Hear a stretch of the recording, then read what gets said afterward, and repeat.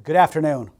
Thank you, Michal, for the introduction and invitation for me to speak with you today. And thank you to Barak Orbach and the conference organizers for allowing me to be here in Washington. At the outset, I want to commend all of you for taking the timely and thought-provoking issue of antitrust enforcement in the digital economy. I regret not being able to be there in person as I had planned, but I very much appreciate your flexibility for allowing me to do this by a video at the very last second. As you know, last October, I had the privilege of discussing antitrust, innovation, and big data at the University of Haifa. Since then, the Antitrust Division has been busy. We have invited prominent academics and industry experts into the department to discuss the digital economy, and we have hosted an advertising workshop that explored, among other things, competition in online and mobile advertising networks. We're working hard on behalf of consumers and free markets, thanks to the talented career staff of the Antitrust Division, as well as our leadership in the front office. As a patent attorney who then gravitated to become an antitrust lawyer, I am delighted to see the many ways that Israel promotes competition to foster an ecosystem of innovation. We in the United States know the transformative power of invention.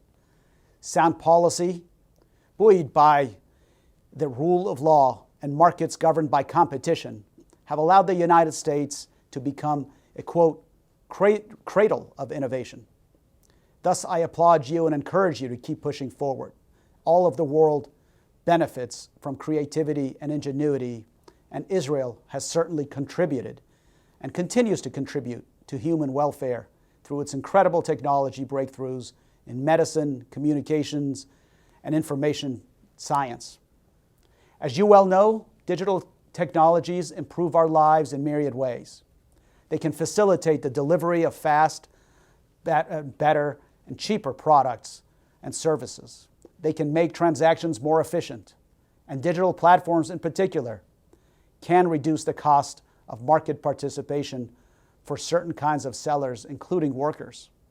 The digital economy is a fact of life, but it's not all things to all people. There have been robust public discussion about whether the broader economy, undoubtedly transformed by the digital technologies we see today, is working well for everyone. While some commentators have tried to dispatch the antitrust laws to address these problems, I do not believe the antitrust laws are bent towards values other than competition. As Justice Black explained in the Northern Pacific Railway versus the United States case, the Sherman Act, our first U.S. antitrust law, is, quote, aimed at preserving free and unfettered competition as the rule of trade. And the policy unequivocally laid down by the Act is competition. So therefore, the right question is whether a defined market is competitive. That is the province of the antitrust laws. Even with these precepts in mind, the current landscape suggests there are only one or two significant players in important digital spaces, including internet search, social networks, mobile and desktop operating systems, and electronic book sales. This is true in certain input markets as well. For example, just two firms take in the lion's share of online ad spending. We know that some markets lend themselves to participation by a small number of firms for reasons having nothing to do with a failure of the marketplace or failure of competition. Even so, digital markets are not impervious to anti-competitive transactions, illegal restraints, and unlawfully obtained or exercised monopoly power.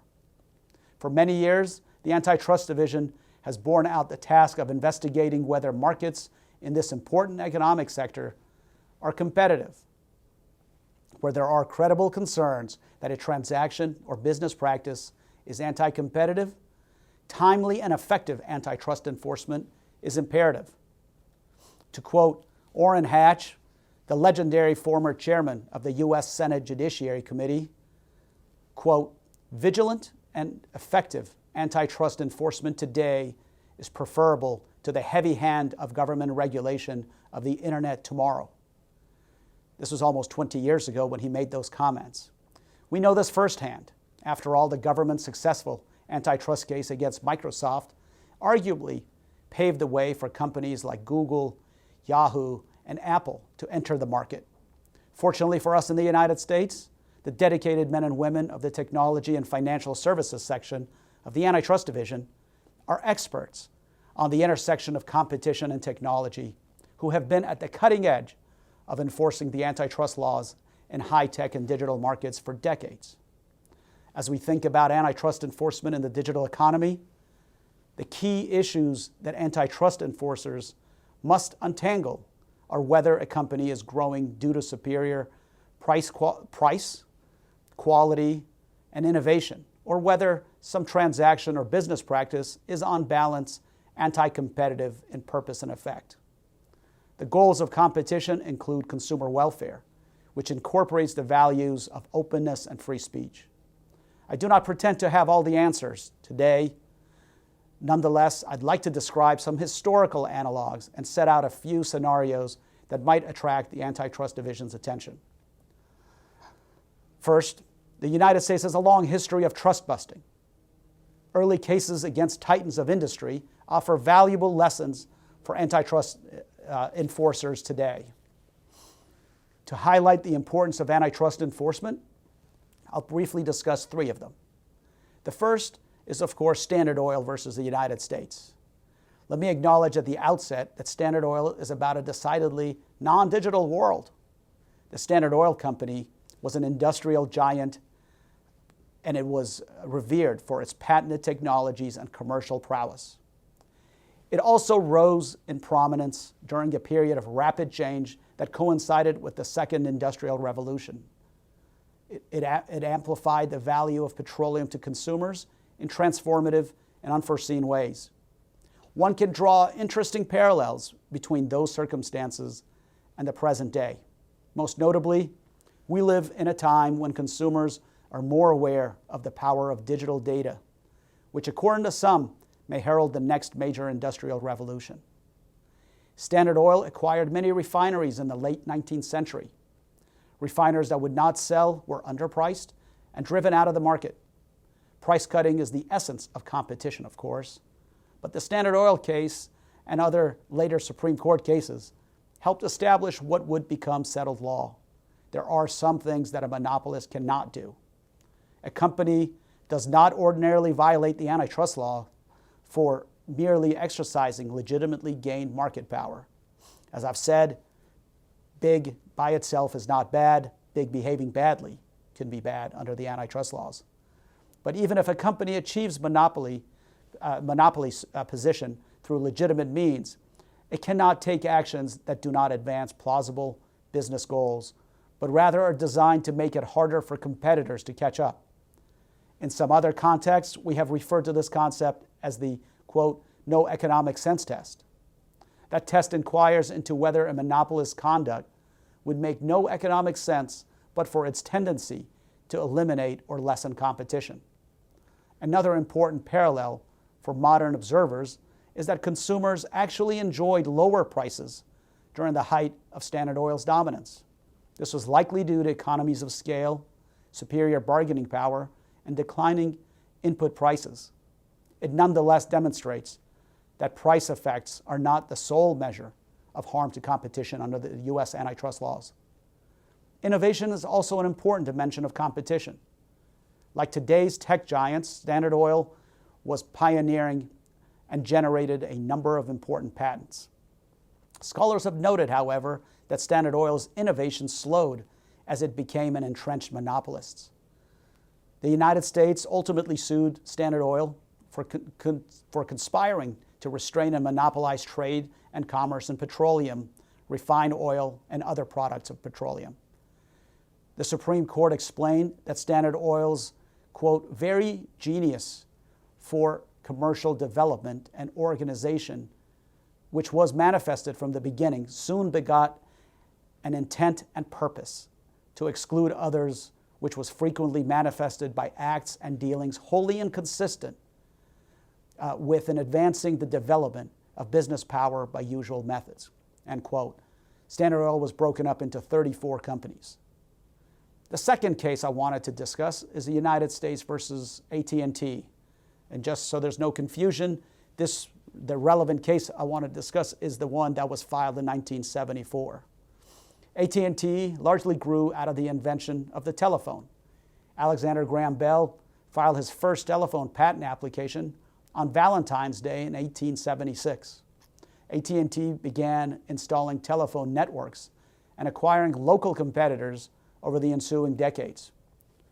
By the early 1900s, AT&T was a dominant firm. It was also an early example of network effects.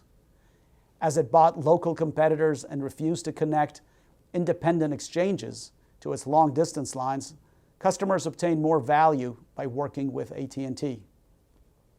In 1913, after one of the first of a series of antitrust cases, AT&T made commitments to the government that it would divest Western Union, allow independent telephone companies to use its telephone network, and refrain from acquiring independent phone companies without the government's approval. It maintained its monopoly for decades after that. Interestingly, independent companies complained that the commitment prevented them from selling out on advantageous terms with AT&T. Indeed, this complaint is evocative of startups for whom a popular exit strategy is acquisition by a large firm in the same or an adjacent market. AT&T leveraged its telephone business to protect its telecommunications service business. Its monopoly maintenance triggered a series of antitrust complaints. And in 1974, the United States sued AT&T for monopolization and alleged a long list of restrictive practices. The company defended its practices and integrated structure by arguing that it offered the public superior price, performance, and innovation. This argument was not successful. After years of litigation, the company agreed to be broken up into separate local and long-distance companies, the so-called baby bells. And in 1982, this was done by an antitrust settlement with the Reagan administration. Lastly, I wanted to discuss the US versus Microsoft case. The United States accused Microsoft of illegally maintaining its monopoly position in the Intel-based personal computer market by, among other things, imposing restrictions on the ability of original equipment manufacturers and consumers to uninstall Internet Explorer and use alternative programs such as Netscape. Internet Explorer and the competing browsers were free to consumers. Microsoft argued that combining Windows and Internet Explorer was the result of innovation and competition, that the products were inextricably linked and consumers benefited from getting Internet Explorer for free. The court held that Microsoft had a monopoly in the market for certain personal computer operating systems, that it had taken actions to maintain that monopoly from middleware competitors like Netscape that would have threatened its market power in violation of Section 2 of the Sherman Act. Although Microsoft was not broken up into smaller companies, the government's successful monopolization case against Microsoft may have very well paved the way for companies like Google to enter. Well, the United States has had a long history of trust busting in emerging and technologically advanced markets. The cases I just described offer a handful of important lessons for antitrust enforcers and practitioners. First, as Microsoft and these other cases involving digital technologies show, we already have in our possession the tools we need to enforce the antitrust laws in cases involving digital technologies. U.S. antitrust law is flexible enough to be applied to markets old and new. Those who say we need new or amended antitrust laws to address monopoly concerns in these new markets should look to history and take heart. Turns out, American concerns about monopoly are actually older than the Constitution itself. In the spring of 1787, a quorum of U.S. delegates met in Philadelphia to revise the Articles of Confederation. By the fall, the delegates had voted to replace the Articles with a Constitution, although it wouldn't be ratified until 1789. Good students of history and devoted fans of the Broadway hit musical Hamilton will remember that Thomas Jefferson was serving as ambassador to France at this time. On December 20, 1787, Jefferson wrote to his friend James Madison with his views about the draft U.S. Constitution. He complimented a number of aspects of the Constitution, including, quote, the organization of government into legislative, judiciary, and the executive. He wasn't pleased with the entire document, however. He continued on, and I quote again, I will now add what I don't like. First, the omission of a Bill of Rights providing clearly and without the aid of sophism for freedom of religion, freedom of press, protection against standing armies, restriction against monopolies, the eternal and unremitting forces of the habeas corpus laws, and trials by jury in all matters of fact triable by the laws of the land and not by the laws of nations. End quote. We never got our constitutional amendment against monopoly, although agreements and restraint of trade and monopolies were prohibited at common law. Congress later passed the first antitrust statute, the Sherman Act, in 1890. Through their general wording and their focus on competitive process and consumer welfare, the antitrust laws allow courts to continue to apply legal principles and sound economic reasoning to identify harmful practices that the antitrust laws should prevent. In order to understand what conduct is anti-competitive and thus unlawful, the Antitrust Division works hard to become expert on the commercial realities of the digital economy. Broadly speaking, in some digital markets, the competition is for user attention or clicks.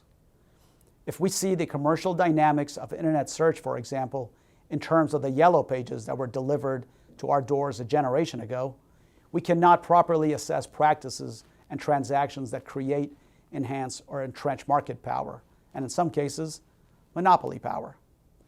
Like the old monopolies, firms operating in digital markets are typically built on proprietary technology. The most successful ones seek to build and leverage networks that drive down costs while amassing a large number of customers. Eventually, the more customers a platform has, the more valuable it may be for each individual user. Economists refer to this phenomenon as an example of network effects. In many ways, AT&T and Microsoft leverage network effects to create or heighten barriers to entry. Let me also move on to the clever positioning should not obscure what is otherwise ordinary evidence of an antitrust violation. Where a company has market power, enforcers should be circumspect about conduct that does not plausibly advance a legitimate business objective and deals that eliminate competition. Depending on the commercial realities of a given market, enforcers may uncover facts that support taking a longer than usual view of entry. Finally, the Antitrust Division does not take a myopic view of competition.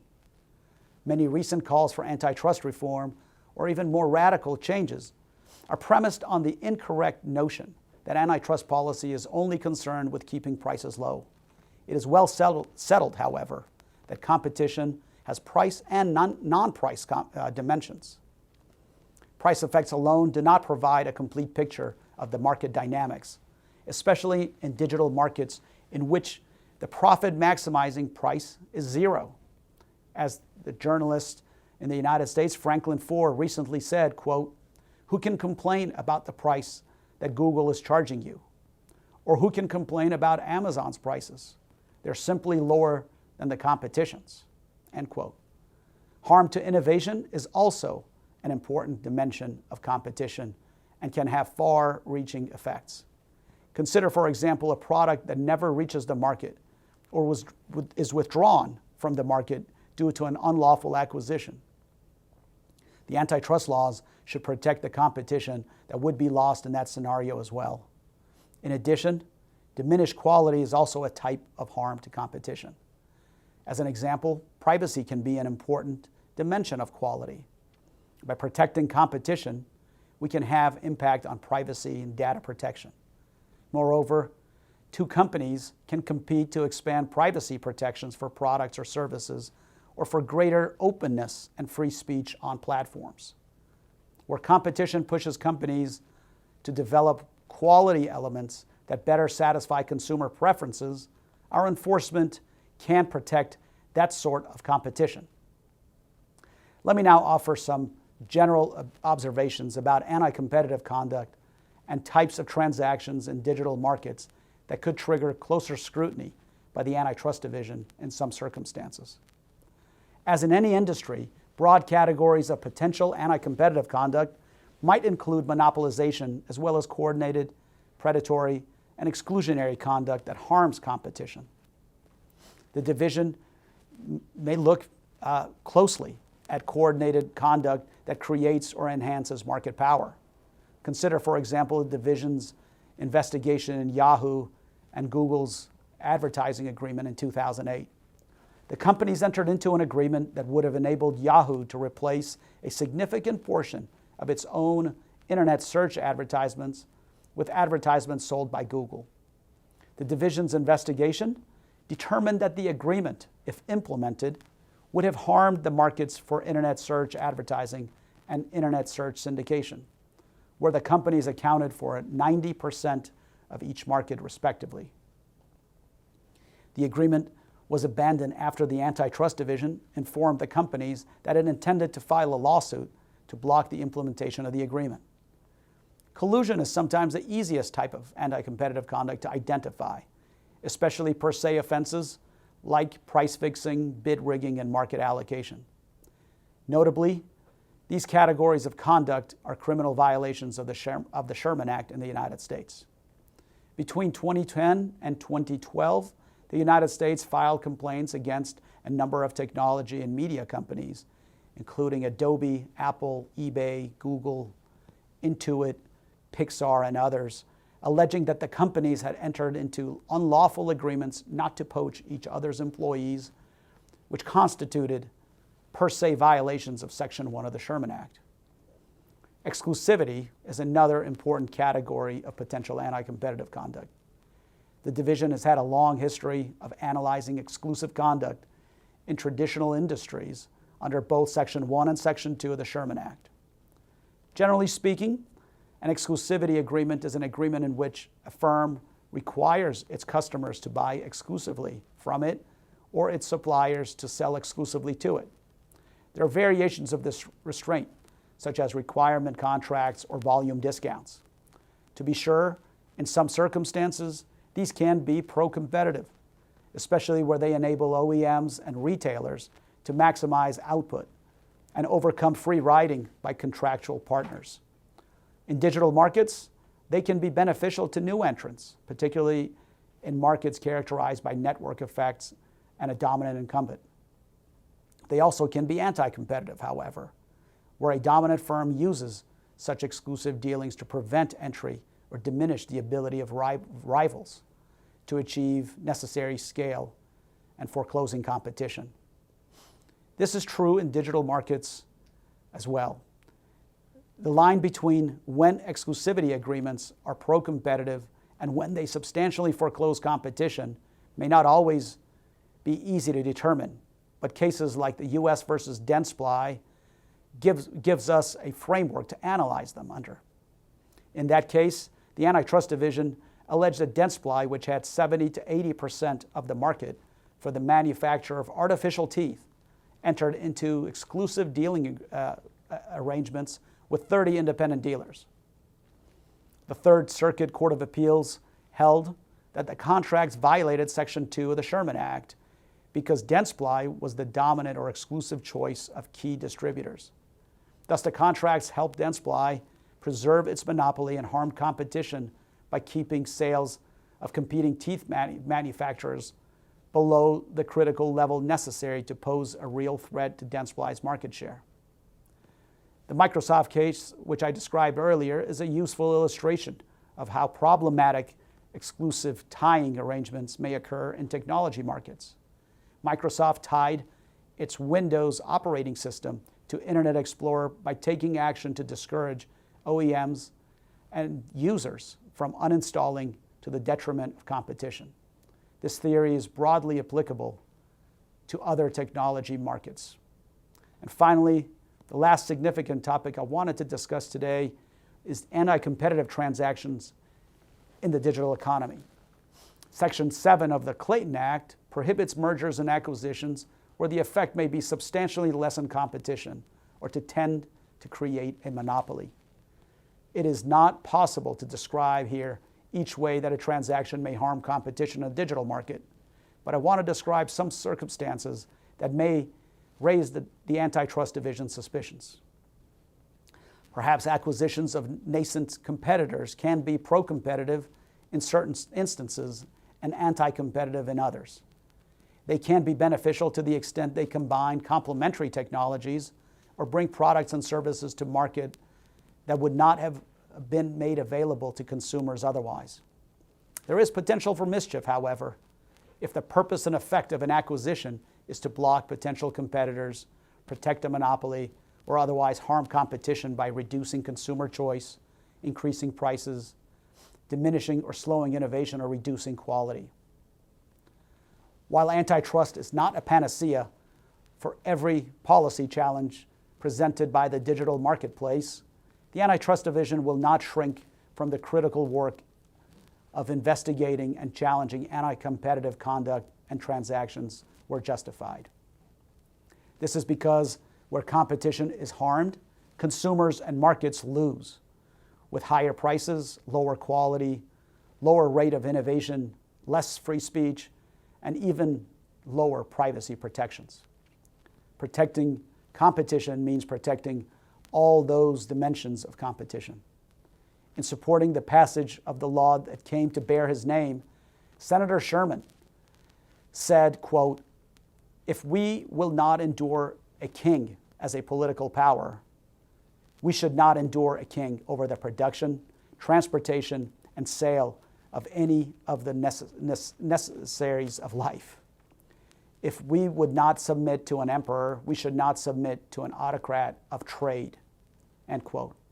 The Antitrust Division, I'm happy to say, is working hard to stay true to this vision today. I thank you very much. Again, I regret I couldn't be there in person, but I very much appreciate this opportunity to be able to do this via video. I wish you the best for the rest of the conference. Thank you.